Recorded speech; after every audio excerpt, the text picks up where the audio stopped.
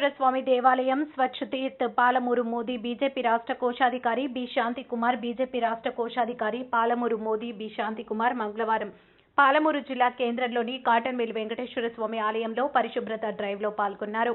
మతపరమైన ప్రాముఖ్యత ఉన్న ప్రదేశాల్లో పరిశుభ్రత డ్రైవ్లను నిర్వహించాలని పౌరులకు ప్రధాని నరేంద్ర మోడీ ఇచ్చిన పిలుపుకు అనుగుణంగా అలాగే జనవరి 22న అయోధ్యలో రామమందిర శంకుస్థాపనను దృష్టిలో ఉంచుకుని కాటన్ మిల్ ఆలయాన్ని సందర్శించి అక్కడ నేలను శుభ్రపరచడం చేశారు. ఈ సందర్భంగా పాలమూరు మోదీ బి శాంతి కుమార్ ప్రజలకు ఇలా సందేశాన్ని ఇచ్చారు.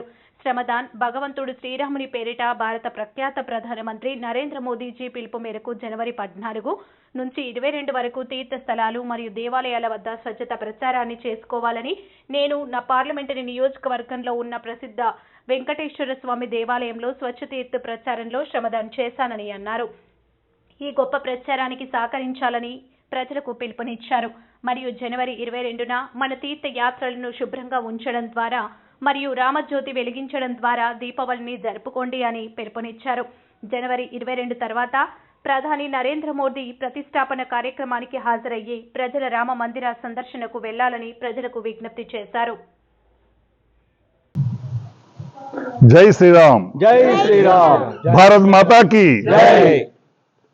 నరేంద్ర మోదీ మన ఆదరణీయ ప్రధానమంత్రి గారి పిలుపు మేరకు యావత్ భారతదేశంలోని అన్ని పుణ్యతీర్థాలు మరియు దేవాలయాల్ని స్వచ్ఛ భారత్ కార్యక్రమం ద్వారా వారిని శుభ్రపరిచి 22వ తారీఖు మన శ్రీరామచంద్రుని అయోధ్యలో ప్రాణప్రతిష్ఠ కొరకు సమాయత్తం కావాలని మన యువత, మన రామభక్తులందరూ కూడా, తర్వాత భారతీయ జనతా పార్టీ కార్యకర్తలు మీరందరూ కూడా మీ ఊళ్ళల్లో ఉన్న దేవాలయాల్ని శుభ్రపరిచి 22వ తారీఖు మనం జరుపుకోబోయే రామజ్యోతుల పండుగ దీపావళి ప్రాణప్రతిష్ఠ బాగా ఉత్సాహంగా ఆనందాశ్చర్యాలతో జరుపుకోవాలని మీ అందరికీ మనవి చేస్తున్నాను.